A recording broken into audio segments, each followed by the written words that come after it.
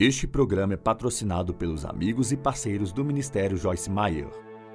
E hoje eu quero lhe dizer uma única coisa: você deve desfrutar cada dia da sua vida.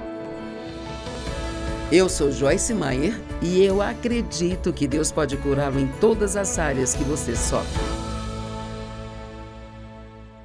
A cura emocional é um tema em alta hoje. E muito dinheiro é gasto em aconselhamentos e remédios. E eu não sou contra nada disso, sabe? Mas eu não gosto de ver as pessoas estacionarem no ponto de sua dor e depois ficarem lá pelos próximos 20 ou 30 anos. E é isso que muitas pessoas fazem. Elas se machucam e então o resto de suas vidas está de alguma forma conectado a essa dor. E nós também temos o mau hábito de usar a nossa dor como desculpa para o nosso mau comportamento. Vou repetir isso porque não tenho certeza se acreditam em mim. Ainda usamos a nossa dor como desculpa para agirmos mal. O que quer que tenha acontecido com você não foi culpa sua. Se maltrataram você, se te trataram injustamente, se aproveitaram de você, se houve abuso doméstico, abuso sexual, abuso físico, abandono ou uma rejeição, ou seja lá o que for, pode ser a razão pela qual você tem problemas hoje, sabe? Mas você não pode deixar que isso se torne uma desculpa para continuar assim. E é isso que muitas pessoas fazem. Tantas pessoas no mundo são disfuncionais, isso significa que você não está funcionando da maneira que Deus pretendia que você funcionasse. Se nós pudéssemos ver a vida que Deus quer que nós tenhamos e deseja que nós tenhamos e ir em frente, Paulo diz: eu estou determinado a deixar de lado o que ficou para trás e avançar para as coisas que estão adiante. Avançar significa um esforço de nossa parte. E ele diz: eu estou determinado, agora ouça, eu estou determinado a me apoderar daquelas coisas pelas quais Cristo Jesus morreu para tomar posse de mim. Esse sempre foi o meu objetivo como professora. Eu amo ver as pessoas serem salvas, mas não me chamaria de evangelista. Sou uma professora. E, mais do que tudo, quero ver as pessoas, depois de serem salvas, crescerem espiritualmente para que elas possam desfrutar de tudo aquilo pelo qual Jesus morreu para lhes dar. Uma coisa é ser um pecador miserável, outra coisa é ser um santo miserável. E nós devemos ser felizes e desfrutar nossas vidas. Jesus disse que Ele veio para que nós tenhamos e desfrutemos nossas vidas, que a tenhamos em abundância, ao máximo até que ela transborde. Eu nunca cheguei a ser criança, porque quando eu tinha cerca de 5 anos, meu pai começou a mexer comigo sexualmente, isso progrediu a partir daí, e eu não me lembro de ter me sentido segura ou de apenas ser uma criança. E assim então eu realmente não sabia como desfrutar a vida ou como me divertir, porque eu sempre me sentia responsável por alguma coisa. E eu tinha um falso senso de responsabilidade. Se eu não tivesse um problema, eu ficaria feliz em cuidar do seu. E há vários anos atrás, quando eu vi João 10:10, e é por isso que dei ao meu programa de TV o nome de Desfrutando a Vida Diária.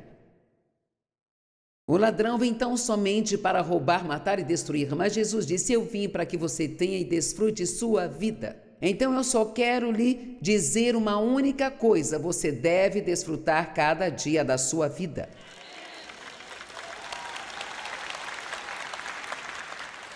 E isso não significa que você tenha que estar de férias o tempo todo ou comprar uma roupa nova. Nós somos ungidos para desfrutar uma vida cotidiana comum. As pessoas estão sempre procurando algum grande evento para deixá-las felizes. Não, nós podemos ficar felizes porque é segunda e precisamos lavar a roupa, porque é terça e precisamos ir ao supermercado. Sabe o que a alegria do Senhor é? É ter alegria apenas porque você tem Jesus em sua vida.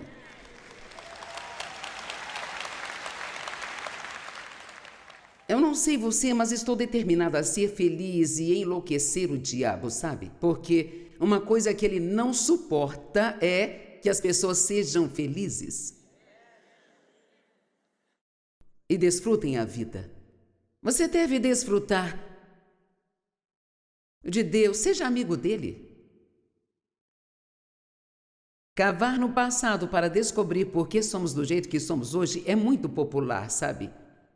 E não sou contra o aconselhamento, mas eu nunca fui para o aconselhamento. O Espírito Santo era o meu conselheiro, mas isso não era tão popular quando eu estava tentando superar meus problemas. Eu não tinha dinheiro para ir de qualquer forma, mas se você for receber tenha certeza de que seja alguém que saiba o que está fazendo. Um psicólogo me disse, eu estava no meio de um aconselhamento de um dos meus clientes um dia e, de repente, pensei, eu não tenho a menor ideia do que vou dizer a ele. Então eu dei a ele o seu livro, O Campo de Batalha da Mente, e o mandei embora.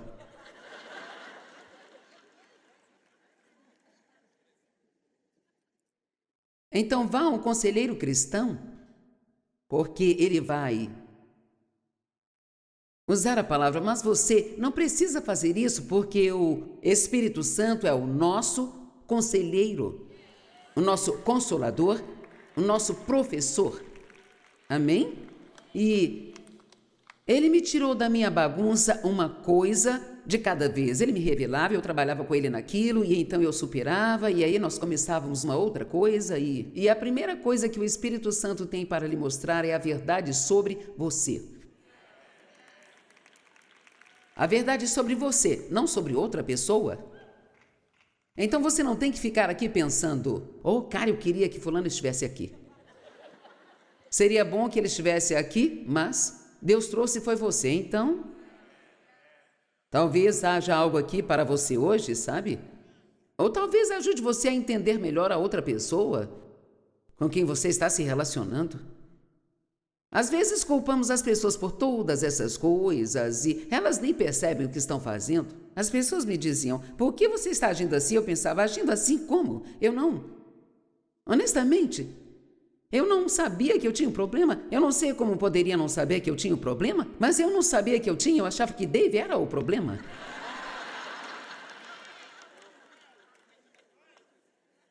Se Dave mudasse, eu ficaria feliz.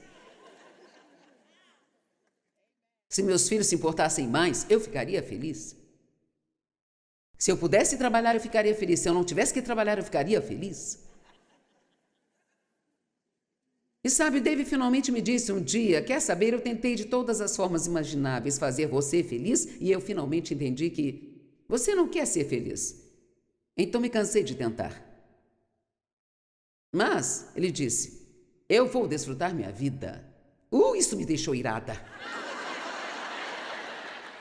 Porque quer saber? Pessoas infelizes gostam de tornar outras pessoas infelizes também.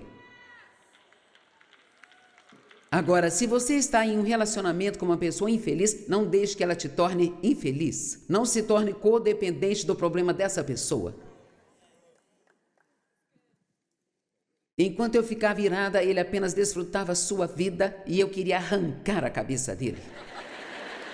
Eu ficava tão irada quando ele fazia isso. Mas quer saber? Essa foi realmente uma das formas pelas quais Deus chegou a mim. Porque eu não podia controlá-lo. Eu não conseguia controlá-lo com a minha ira, com meus ataques. E ele não ficava esfregando nada na minha cara, ele simplesmente prosseguia e era feliz. E ele não estava bravo comigo, só prosseguia e era feliz. Ele estava lá comigo, sabe? Ele me amava quando eu o recebia. Na maioria das vezes eu não sabia como recebê-lo, porque qualquer pessoa que me dissesse que me amava, eu pensava, bem, se isso é amor, eu posso passar sem ele. Amém? E o fato é que eu nunca tive ideia de que Deus estava interessado em minhas emoções, sabe? Eu pensava que a única coisa com que Ele se importava era com minha vida espiritual, se eu era salva, se eu ia à igreja, era só isso. Eu continuei assim como cristã por talvez uns 10, 15 anos. Eu fico irritada quando digo a alguém, você é cristão? E a pessoa me diz em qual igreja ela vai. Eu não te perguntei em qual igreja você vai. Você pode ir à igreja e não ser um cristão? Porque ser um cristão significa ser um seguidor de Jesus Cristo. Significa ser transformado à sua imagem, tornar-se como Jesus. Não tem nada a ver com ir à igreja. Agora, você deve ir à igreja talvez por 3 razões principais. Quando você está perto de outras pessoas, você se torna responsável. Se não estiver lá, alguém pode ligar para ver onde você está? Talvez, eu espero que sim. Você pode adorar corporativamente e ouvir a palavra de Deus. Se você estiver no lugar certo, você será ensinado sob a unção do Espírito Santo e vai além da sua cabeça para o seu coração, e isso mudará a sua vida. Se você está num lugar semana após semana e não está aprendendo nada, vá para outro lugar. Bem, eu não quero que a vovó fique brava. Bem, deixe a vovó ficar brava. É a sua vida que está em jogo. Amém? Bem, todos os meus amigos estão lá, sabe? Você pode acabar descobrindo, como eu, que eles não são seus amigos de verdade. Eu tinha tantos amigos com os quais eu convivia, e quando Deus tocou minha vida e eu fui cheio do Espírito Santo, e Deus me chamou para ensinar, de repente eu não tinha amigos. Porque agora eu era estranha. Eu era excessivamente espiritual. Eu precisava me acalmar e ser apenas uma mulher normal, seja lá o que isso for, sabe? Eu tive meus anos cozinhando e limpando a casa. Hoje eu não cozinho. A última vez que tentei... Bem, eu tentei fritar alguns ovos para o Dave e os ovos acabaram não na frigideira, mas no fogão. Eu vou trazer uma foto desse fato quando eu voltar a falar sobre isso de novo. Então eu nem tento agora. Fiz uma caçarola de atum e ficou tão seca que você nem conseguia mastigar. Mas houve um tempo em que eu era uma boa cozinheira. Mas sabe por que não sou agora? Porque não é para isso que Deus me chamou.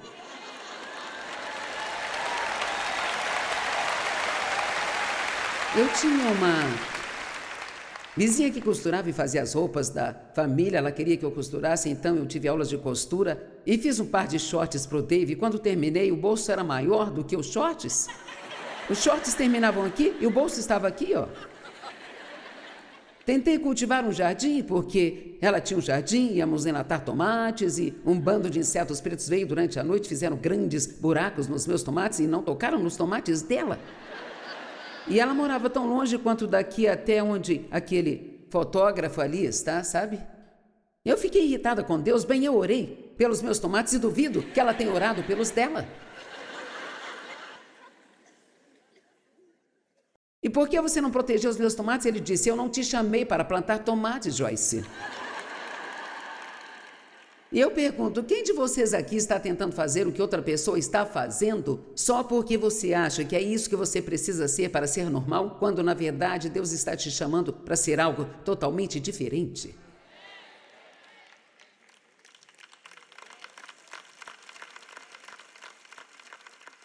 E sabe de uma coisa? Não existem muitas pessoas que têm a coragem de realmente serem elas mesmas. Não se compare com outra pessoa. Não queira competir com ninguém. Se Deus se deu ao trabalho de dar a cada um de nós um conjunto diferente de impressões digitais e um DNA diferente, isso, por si só, deveria nos dizer que Ele não quer que nós sejamos como outra pessoa. Agora, outras pessoas podem ser um exemplo para nós. Não gosto quando dizem, eu vou ser a próxima Joyce Meyer. Eu penso, realmente espero que não. Eu gostaria que você pensasse em ser um pouco melhor do que eu. E sabe, é melhor você começar a me amar muito, porque eu não vou ficar por perto para sempre. Agora estou tão saudável quanto eu posso ser, mas ninguém vive para sempre. E eu tenho 81 anos, então eu não sei. Já são quase 82. Sempre me perguntam, você vai se aposentar? E eu digo, não, mas fico pensando, talvez mais tarde, mas eu gostaria de ter uma folga pelo menos um ano antes de ir.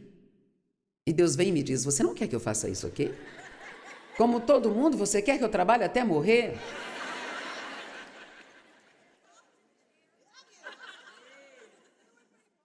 Eu não saberia o que fazer se eu não estivesse aqui pregando. E é bem verdade que o passado afetou a todos nós, bem ou mal.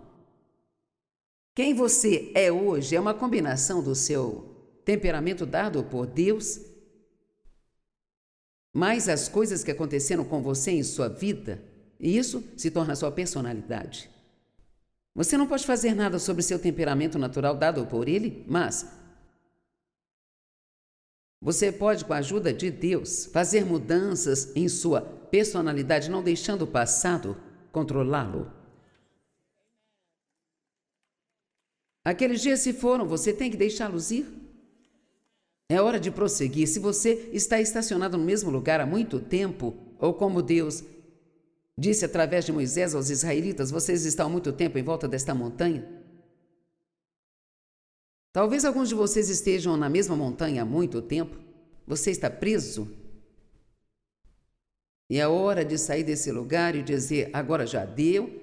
Eu não vou mais deixar o passado controlar-me, eu vou ficar bem, seguir em frente com Deus e ter a vida que Ele pretendia que eu tivesse. E você terá que tomar uma decisão.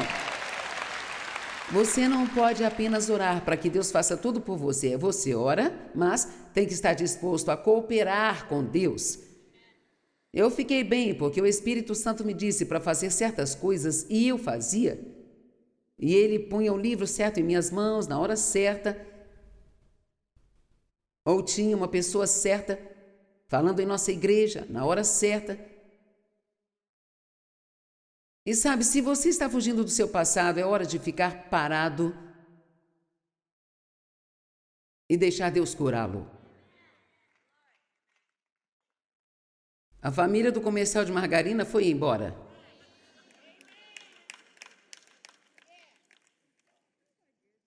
Estamos vivendo em um mundo muito louco hoje em dia. Mas acredito que ainda podemos desfrutar nossa vida. Não importa o quão ruim as coisas fiquem, porque nós temos um outro reino secreto no qual vivemos, chamado Reino de Deus. Estamos no mundo, mas não somos do mundo. Em Romanos 14:17 diz, o reino de Deus não é comida nem bebida, mas é justiça, paz e alegria no Espírito Santo. Essas são 3 coisas que Deus quer que você tenha. Estar bem com Ele, ter paz e ter alegria.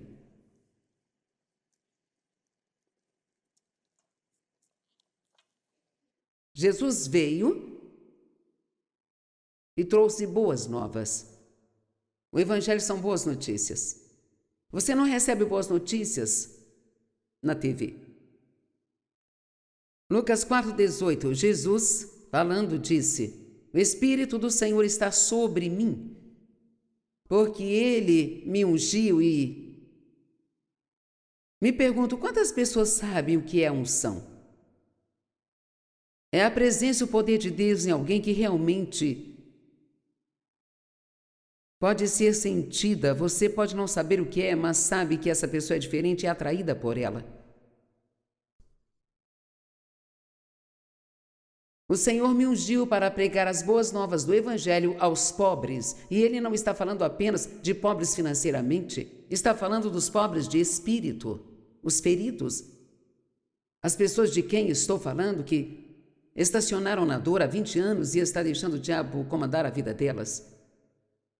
O Senhor me enviou para anunciar libertação aos cativos e trazer restauração à vista dos cegos, para libertar os oprimidos, abatidos, moídos, esmagados e quebrantados pela calamidade. Agora, essa unção que estava em Jesus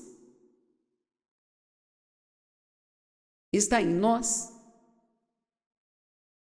E sem querer parecer orgulhosa, esta unção está em mim hoje, enquanto eu falo aqui com vocês, sabe? Porque a unção é o que quebra as amarras de nossas vidas. Você tem que ouvir pessoas ungidas ou estará perdendo o seu tempo. Não faço nada extravagante, isso é tudo que eu tenho, sabe? Então, minha intenção é fazer a mesma coisa que Jesus fez e assim tentar libertar você. Porque essa palavra deve fazer algo em você. Deve quebrar algo de você, deve acrescentar algo à sua vida. Tem uma senhora aqui, eu não sei quem ela é, mas me disseram que ela voa até aqui, vinda lá da Áustria, só para estar nesta conferência. Oi? O engraçado é que minha filha está lá na Áustria pregando neste fim de semana. A senhora veio para cá e ela foi para lá. E Mike disse que ela estava tentando dizer a ele o que Deus fez por ela na noite passada e ela não conseguia. Estava tão emocionada que não conseguia falar, sabe? Bem, isso é incrível. Talvez tenhamos vindo aqui. Não sei se sabem ou não, o aluguel daqui não é barato.